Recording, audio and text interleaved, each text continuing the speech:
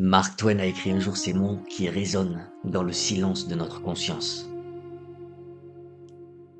La bienveillance est la langue que les sourds peuvent entendre et que les aveugles peuvent voir. Il ne parle pas ici de politesse, ni de ces courbettes sociales que nous faisons pour garder les apparences. Il parle d'une présence. Il parle d'une énergie si tangible, si vibrante, qu'elle traverse les barrières des sens. La bienveillance est un langage universel, une musique que l'âme reconnaît avant même que l'esprit ne l'analyse. Pourtant, je sais ce que vous ressentez peut-être en écoutant cela. Je sais que nous marchons aujourd'hui sur une terre devenue dure, dans une époque qui célèbre le bruit, la vitesse et le tranchant de l'ego. Il y a ce malentendu terrible qui flotte dans l'air de nos villes et de nos réseaux. L'idée que la bonté serait une forme de naïveté. On nous a fait croire que la douceur est le déguisement de la faiblesse. Que tendre la main, c'est risquer de se la faire mordre. Peut-être vous sentez-vous vous-même épuisé par cette armure que vous devez porter chaque matin. Peut-être regardez-vous votre propre sensibilité, votre capacité à être touché par le monde, comme une faille dans votre forteresse, une brèche par laquelle la douleur pourrait entrer. Vous avez peut-être peur d'être trop gentil, comme si c'était une faute de goût dans un monde de cyniques.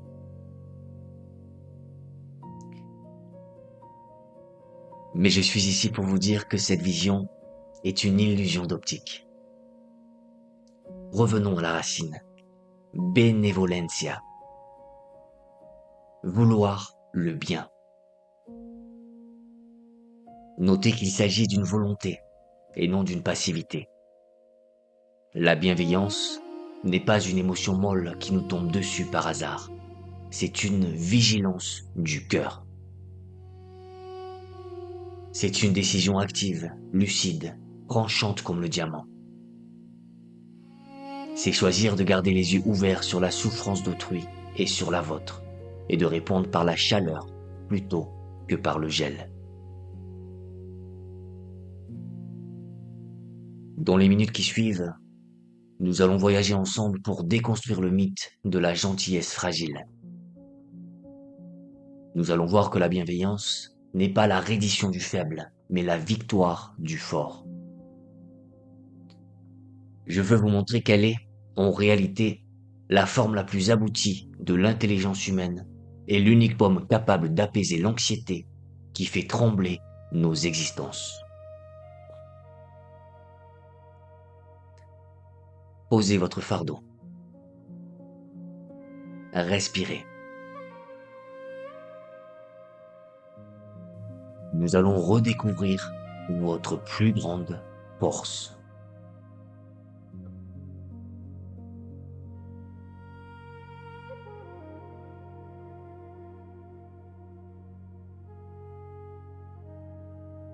Je sens la question qui tremble parfois dans le silence de votre poitrine.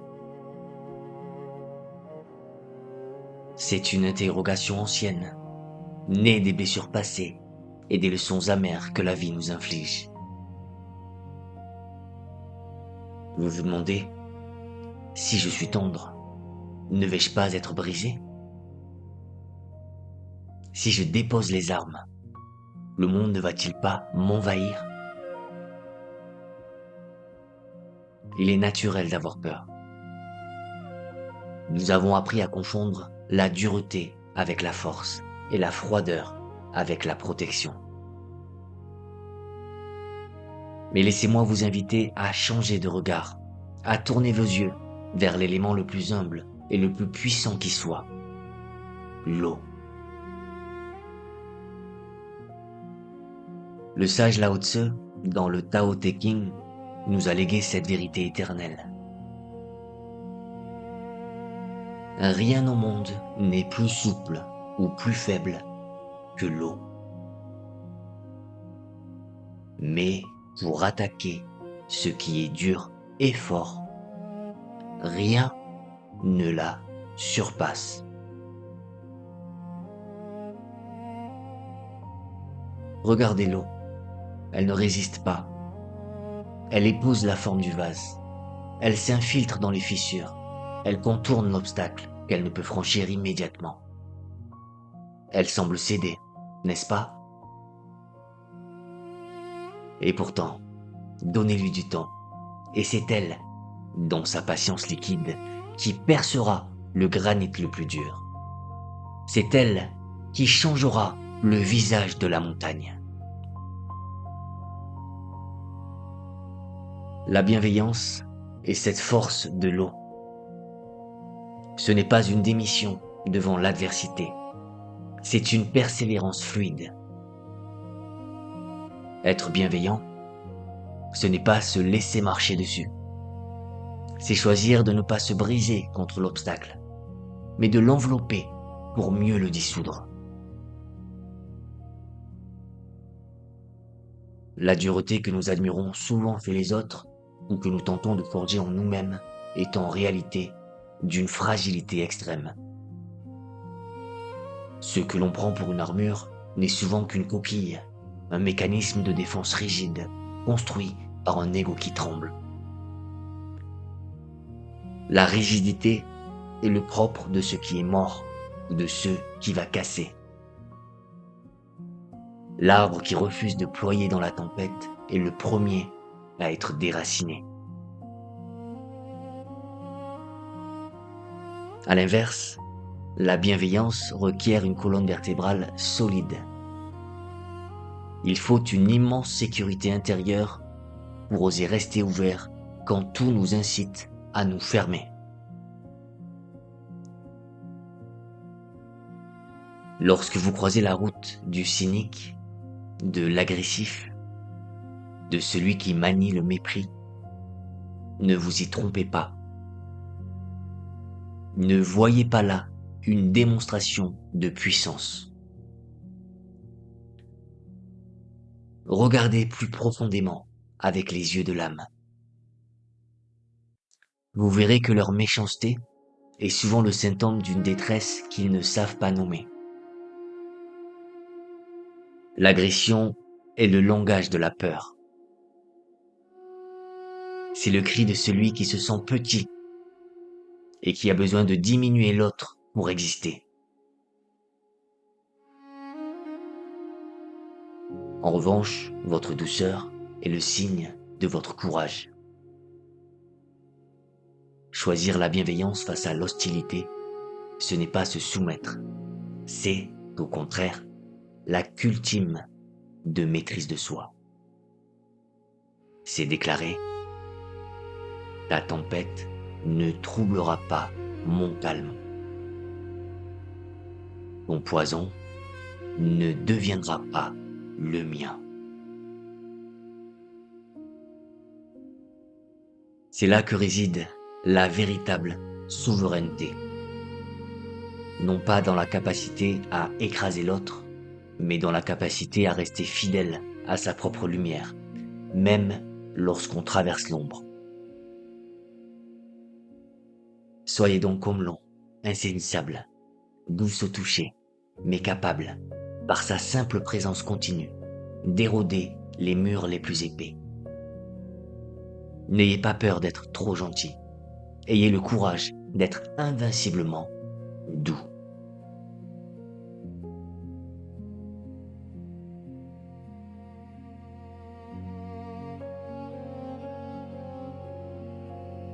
Il est temps maintenant de tourner le regard vers l'intérieur, vers ce lieu secret où vous vivez seul avec vous-même.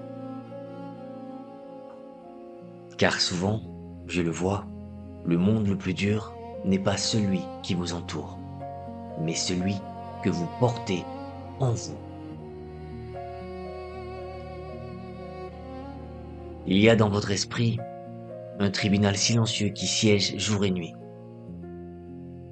Dans cette cour de justice intime, Vous êtes à la fois l'accusé et le bourreau. Écoutez cette voix qui murmure lorsque vous commettez une erreur. Lorsque vous ne répondez pas aux attentes impossibles que vous avez fixées.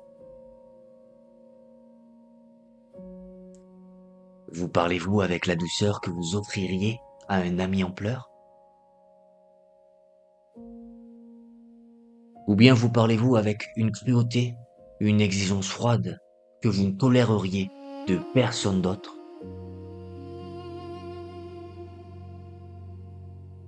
Nous avons appris à croire que l'autocritique est le fouet nécessaire pour avancer. C'est un mensonge. Se flageller n'a jamais rendu personne plus grand. Cela ne fait que courber l'échine de l'âme. Je vous invite à découvrir une autre voie, celle que le psychologue Carl Rogers appelait le regard positif inconditionnel. Imaginez, ne serait-ce qu'un instant, vous observez sans jugement. Imaginez vous accueillir vous-même comme on accueille un voyageur fatigué au seuil de sa porte, avec une couverture chaude, pas avec des reproches sur la poussière de ses chaussures. Il existe au Japon un art ancien et magnifique, nommé le kintsugi. Lorsqu'un bol précieux se brise, on ne le jette pas. On ne cherche pas non plus à dissimuler ses fêlures pour faire croire qu'il est neuf. Au contraire, les maîtres artisans réparent les brisures avec une laque saupoudrée d'or pur. Les cicatrices deviennent alors les rivières de lumière. L'objet, ayant traversé l'épreuve, devient plus beau, plus précieux et plus résistant qu'avant sa chute. Vous êtes ce bol. Vos échecs passés, vos regrets, vos fragilités ne sont pas des hontes à cacher dans l'ombre de votre conscience. Ils sont vos lignes de faille, certes, mais c'est par là que la lumière entre et que votre or peut briller. Être bienveillant envers soi-même, c'est cesser cette quête épuisante de la perfection pour embrasser enfin la beauté d'être complet. Être complet, c'est inclure l'ombre et la lumière, la force et la fêlure. Pour apaiser ce tribunal intérieur, vous devez apprendre une nuance vitale, une distinction qui sauve. Apprenez à séparer vos actes de votre identité. Lorsque vous trébuchez, dites « j'ai commis une erreur », mais ne dites jamais « je suis une erreur ». Lorsque vous échouez, dites « j'ai manqué cette marche », mais ne dites jamais « je suis un raté ». L'échec est un événement temporel, une feuille qui tombe en automne. Vous, vous êtes l'arbre, vous êtes la racine et le tronc. Ne confondez jamais la météo capricieuse de vos actions avec le ciel immuable de votre valeur.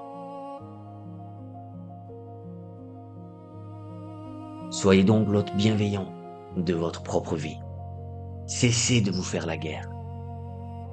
Déposez les armes à vos propres pieds. Car comment pourrez-vous aimer le monde? Comment pourrez-vous offrir de l'eau à ceux qui ont soif si votre propre puits est empoisonné par le mépris? La paix commence ici, dans la douceur que vous vous accordez maintenant.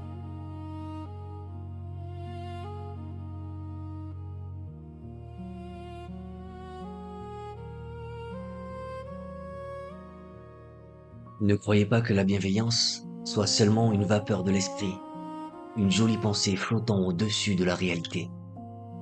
Non, elle est inscrite dans la géographie même de votre chair. Elle est gravée dans la moelle de vos os et dans les rivières de votre sang.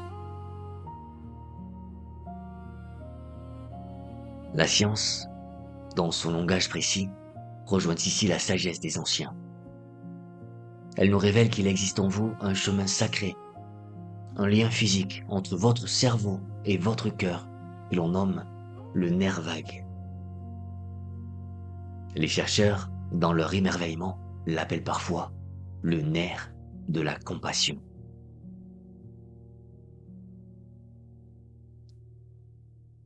Écoutez ce que votre corps vous dit. Lorsque vous posez un acte de bonté, lorsque vous vous tournez vers l'autre avec tendresse, ce nerf s'active. Il chante. Aussitôt, la tempête du stress s'apaise en vous. Les poisons de l'anxiété, comme le cortisol, reculent pour laisser place à une marée chaude et bienfaisante, l'ocytocine. C'est la chimie de l'amour, l'hormone du lien. Il y a une ivresse secrète à donner. On l'appelle l'ivresse du donneur, le helper's high. Ce n'est pas un hasard, c'est une récompense que la nature a placée en nous pour nous guider.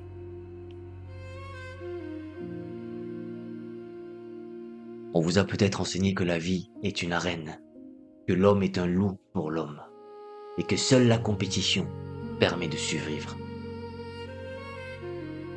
C'est une histoire incomplète. Si nous sommes encore là aujourd'hui, après les glaciations et les famines, ce n'est pas parce que nous avons écrasé nos frères, mais parce que nous avons su nous blottir les uns contre les autres.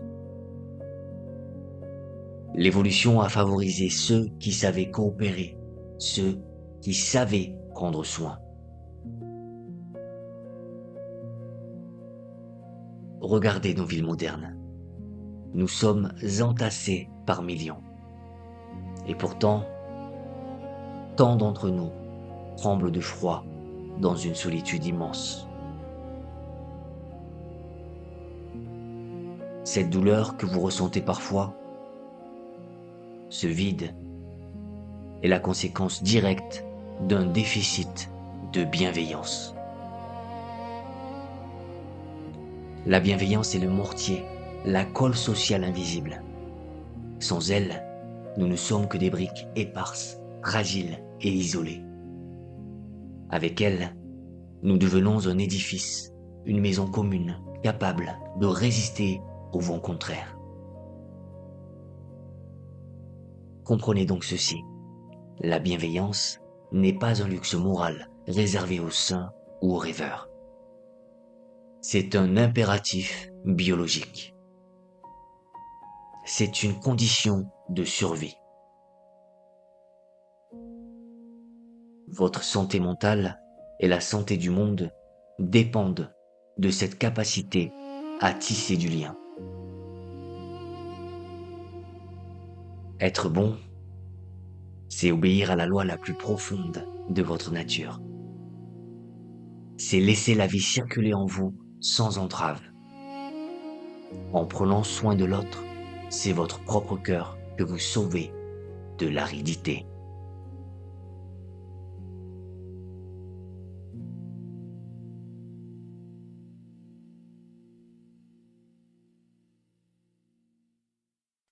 Comment tisser cet or dans les toches parfois grises du quotidien? Comment faire descendre cette vérité des étoiles pour l'ancrer dans la terre de vos journées?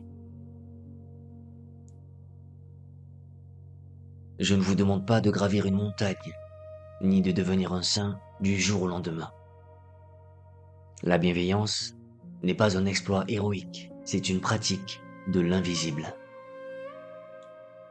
Elle se glisse dans les interstices du temps, là où personne ne regarde. Les sages bouddhistes nomment cela metta, l'amour bienveillant. Mais ne voyez pas cela comme une méditation immobile, les yeux clos, loin du monde. Je vous invite à en faire une intention marchée.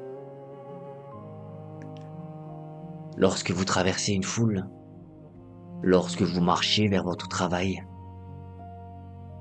émettez silencieusement ce souhait pour les inconnus que vous croisez.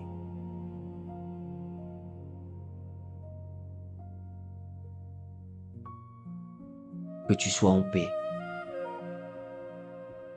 que tu sois libéré de toute souffrance.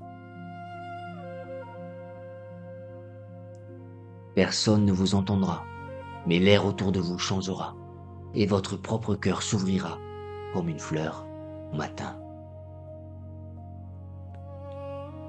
La chercheuse Barbara Fredrickson a donné un nom magnifique à ces instants fugaces, les micro-moments d'amour. N'attendez pas de grandes occasions. La vie est faite de miettes, et c'est dans ces miettes que réside le sacré.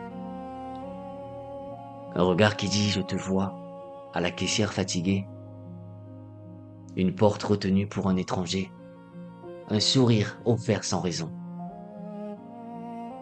Ce sont des ponts de lumière jetés entre deux âmes. Ils ne durent qu'une seconde, mais leur écho est infini.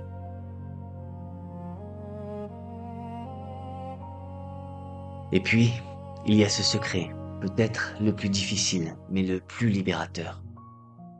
L'art de l'interprétation généreuse. Lorsque le monde vous heurte, lorsque ce conducteur vous coupe la route brutalement, que ce collègue vous répond avec sécheresse, votre première impulsion est souvent la colère. Vous imaginez leur méchanceté, leur manque de respect. À cet instant précis, arrêtez-vous. Respirez. Et choisissez une autre histoire. Imaginez que ce conducteur court vers l'hôpital pour une urgence vitale. Imaginez que ce collègue cache une blessure invisible, un deuil ou une peur qui le ronge. Je ne vous demande pas d'avoir raison, je vous demande de protéger votre paix. En choisissant l'interprétation la plus douce, vous refusez de boire le poison de la colère. Vous refusez de laisser l'amertume d'autrui coloniser votre sanctuaire intérieur. C'est un cadeau immense que vous vous faites à vous-même. Sachez enfin que la bienveillance est une musculature de l'âme. Comme tout muscle, elle s'atrophie si on ne s'en sert pas, et elle se renforce par l'effort répété. Ne cherchez pas la perfection du geste, cherchez la constance. C'est dans la répétition de ces petites touches invisibles, jour après jour, que vous sculpterez en vous une force tranquille, capable de tout apaiser.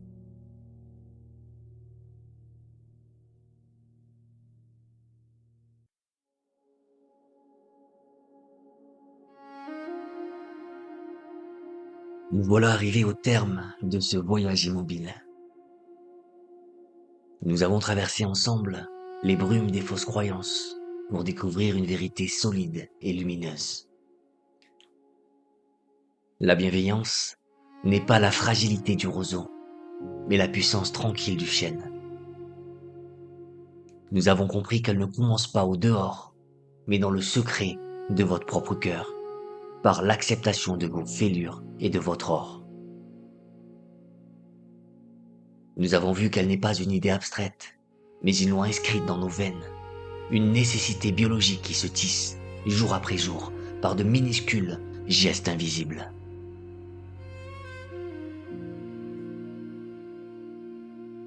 J'aimerais vous laisser avec une dernière image, une vision pour les jours de pluie. Imaginez la bienveillance comme un phare dressé au milieu d'un océan tumultueux. Le phare, voyez-vous, n'a pas le pouvoir d'arrêter la tempête. Il ne fait pas taire le vent. Il ne calme pas les vagues qui s'écrasent contre la roche. Les difficultés de la vie, les deuils, les incompréhensions continueront parfois de souffler. Mais le phare a un pouvoir plus grand encore. Il empêche le naufrage. Il est ce point de lumière fixe qui permet au navire de ne pas se briser sur les récifs de l'amertume. Rester bienveillant dans un monde parfois absurde, c'est cela, la véritable victoire.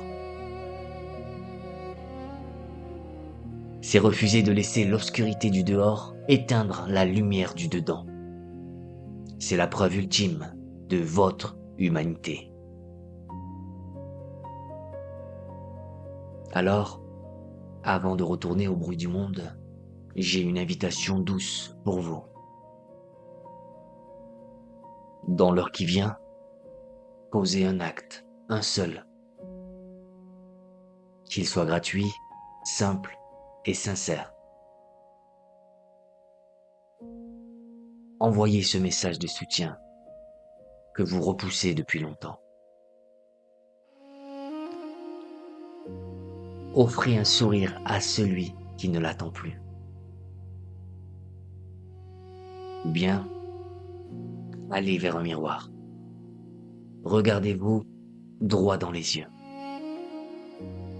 Et offrez-vous ce pardon que vous méritez tant.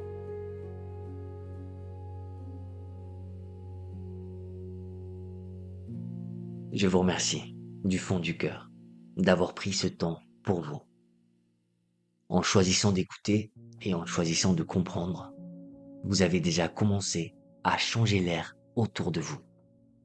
Vous avez déjà posé la première pierre. Et n'oubliez jamais cette vérité. Soyez le gardien de votre propre douceur, car c'est elle qui sauvera le monde.